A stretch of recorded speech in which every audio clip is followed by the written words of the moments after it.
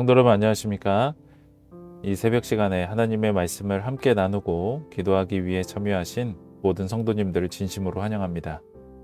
하나님께서 이 말씀에 참여하는 모두에게 귀한 은혜를 허락해 주시기를 소망합니다. 이번 한 주는 그리스도의 율법과 복음이라는 주제로 말씀을 함께 살펴보도록 하겠습니다.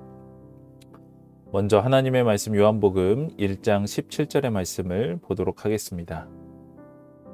율법은 모세로 말미암아 주신 것이요 은혜와 진리는 예수 그리스도로 말미암아 온 것이라. 율법과 복음은 서로 상반되는 것처럼 보입니다. 율법은 우리를 정죄하는 것이고 복음은 그 정죄로부터 우리를 구원하는 것이라고 생각하기 때문이죠. 그러나 율법과 복음은 모두 다 하나님으로부터 온 것으로 둘 다 선하고 아름다운 것입니다. 이 둘은 상충되는 것이 아니라 서로를 필요로 합니다. 율법은 복음을 필요로 하고 복음은 율법의 기초 위에 서 있는 것이지요. 죄인에게 복음 없는 율법은 아무런 의미가 없고 율법 없는 복음은 그 자체가 이미 복음이 아닌 것입니다.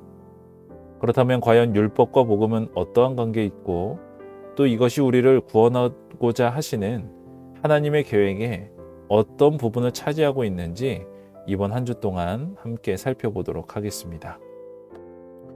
오늘은 죄와 율법이라는 주제로 함께 말씀의 은혜를 나누고자 합니다. 바울은 로마서 7장 1절로 6절에서 율법의 부정적인 면을 이야기하고 있습니다. 거기에서 말하는 부정적인 면이란 율법으로 말미암아 우리가 정죄받게 되었다는 것입니다.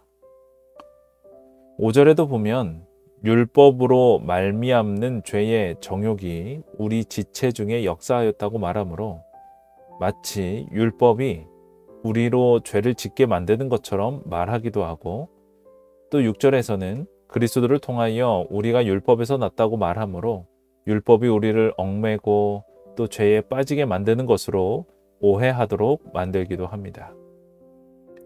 하지만 바울은 7절에서 이러한 오해의 소지를 완전히 제거해 버리는데 그는 율법에 대하여 최종적으로 이렇게 설명하였습니다.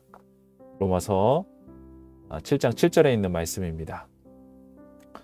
그런즉 우리가 무슨 말을 하리요? 율법이 죄냐? 그럴 수 없느니라. 율법으로 말미암지 않고는 내가 죄를 알지 못하였으니 곧 율법이 탐내지 말라 하지 아니하였다면 내가 탐심을 알지 못하였으리라. 먼저 바울은 독자들에게 율법이 죄냐고 묻습니다. 그가 이렇게 묻는 이유는 사람들이 율법을 부정적인 것으로 오해할 위험이 있기 때문이었습니다. 하지만 이 질문에 대한 바울의 대답은 분명합니다. 그럴 수 없느니라. 결코 율법이 죄가 될 수 없다는 것이죠. 율법은 무엇이 죄인지 아닌지를 판단하는 기준이지 그것 자체가 죄는 아니다라는 뜻입니다. 그러면서 바울은 율법의 역할을 다시 한번 예를 들어 설명을 하는데 만약에 율법에서 탐내지 말라라고 말을 하지 않았다면 탐심이 죄인지 우리가 어떻게 알았겠느냐라는 것입니다. 지금 바울은 10계명 중 10째 계명을 예를 들어 설명하고 있습니다. 그 이유는 이 계명을 제외한 나머지 9계명은 모두 행위적인 차원을 이야기하고 있기 때문입니다. 물론 예수님께서는 살인이나 간음을 생각의 차원까지 끌어올려 설명하시기는 했지만 문구 자체만 두고 볼 때에는 모두 행위에 대한 문제였습니다. 그런데 여기에서 우리가 한 가지 기억해야 할 사실이 있습니다. 죄에 대한 정의입니다. 이 죄에 대한 정의는 나라마다 혹은 문화마다 다 다를 수 있습니다. 예를 들어서 아프리카 말라위에서는 공공장소에서 방귀를 뀌게 되면 위법입니다. 또 프랑스에서는 돼지의 이름을 나폴레옹이라 이름을 붙이면 그것이 또한 위법이 됩니다. 플로리다에서는 일요일에 미혼녀가 낙하산을 타면 감옥에 가고 매사추세츠에서는 침실 창을 닫지 않고 코를 골면 위법이라고 합니다. 또 덴마크에서는 탈옥이 불법이 아니라고 합니다. 탈옥을 하다 잡히더라도 그 나머지 형기만 복역하면 된다고 말을 하죠. 이처럼 나라마다 또는 문화마다 무엇이 죄이고 무엇이 죄가 아닌지에 대한 판단은 서로 다릅니다. 그렇다면 성경이 말하는 율법은 무엇을 기준으로 이것은 죄다 혹은 죄가 아니다를 구분하는 것일까요? 그것은 바로 하나님의 품성입니다. 하나님의 품성과 조화되지 않는 모든 것은 다 죄라고 성경은 말하고 있습니다. 세상은 누군가를 미워하는 것을 죄라고 여기지 않지만 하나님 앞에서는 그것이 죄가 됩니다.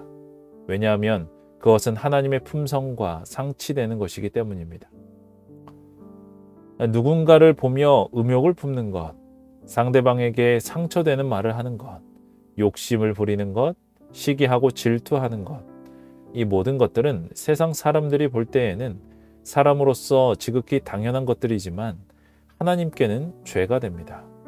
왜냐하면 율법의 기준은 바로 하나님의 품성이기 때문입니다. 각시대 대쟁투에는 이렇게 말합니다. 하나님의 율법은 바로 그 본질상으로 불변이다. 그것은 율법의 창시자이신 하나님의 뜻과 품성을 나타낸다. 하나님이 사랑이심으로 그분의 율법도 사랑이다. 하나님의 품성은 의며 진리이다. 그의 율법의 본질도 마찬가지이다. 이처럼 그 본질이 하나님의 품성에 기초하고 있으며 그분과 조화될 수 없는 것은 다 죄로 정의하고 있습니다. 그런 의미에서 율법은 단순히 무엇이 죄냐 아니냐를 구분해 주는 것 그 이상으로 하나님의 품성이 무엇인지를 우리에게 알려줍니다. 그래서 바울은 로마서 7장 12절에서 율법도 거룩하며 계명도 거룩하며 의로우며 선하도다라고 말을 한 것입니다. 사랑하는 성도 여러분, 우리는 율법을 잘 연구해야 합니다. 왜냐하면 그 속에는 하나님의 품성이 담겨져 있기 때문입니다. 무엇이 하나님의 모습인지, 그리고 어떻게 사는 것이 그분의 뜻인지 우리는 율법을 통해서 깨달을 수가 있습니다. 그래서 날마다 우리의 삶 속에서 예수님이시라면 어떻게 하셨을까라고 질문을 해야 합니다. 성경은 오늘날 우리가 겪는 일들에 대한 구체적인 법을 제시하고 있지는 않습니다. 이때 우리에게 필요한 질문이 바로 예수님이시라면 어떻게 하셨을까입니다. 율법은 예수님의 품성입니다. 그러므로 예수님이시라면 이 상황에서 어떻게 하셨을까를 생각하고 그것에 따라 행동하는 것이 곧 율법이 됩니다. 그러기 위해서는 먼저 복음서에 나타난 예수님의 모습을 깊이 묵상하는 일이 필요할 것입니다.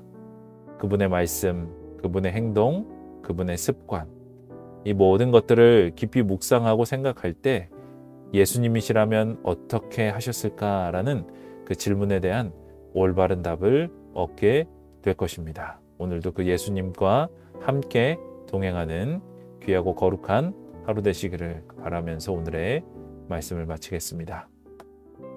기도 제목을 함께 나눕니다. 특별히 오늘부터 진행되는 소그룹 전도회를 위해서 기도해 주시기를 바랍니다. 각 소그룹마다 소그룹 전도회 계획서를 제출을 하였습니다. 그 모든 계획들이 주님의 선하신 뜻 가운데 잘 이루어질 수 있도록 우리 모든 성도님들께서 기도해 주시기를 부탁드립니다. 제가 기도하고 개인 기도의 시간을 갖도록 하겠습니다. 하늘에 계신 하나님 아버지, 오늘 말씀을 통하여 예수님이 우리에게 말씀하신 그 율법의 가치에 대해서 다시 한번 깊게 배우게 하심에 감사드립니다. 하나님, 언제나 하나님의 말씀을 우리의 삶의 우선으로 두고 그 율법에 순종하며 살아가는 우리 모두가 되게 하여 주시옵소서. 특별히 이번 한 주부터 시작되는 소그룹 전도회에 하나님께서 함께 해주심으로 귀한 영혼이 주께로 거듭나게 되는 놀라운 역사를 경험하도록 인도하여 주시옵소서. 오늘도 주님과 함께 동행하여 주시기를, 우리와 함께 동행하여 주시옵기를 예수님의 이름으로 기도합니다. 아멘. 예, 기도하고 오늘도 이 하루를 하나님과 함께 동행하도록 하겠습니다. 기도하겠습니다.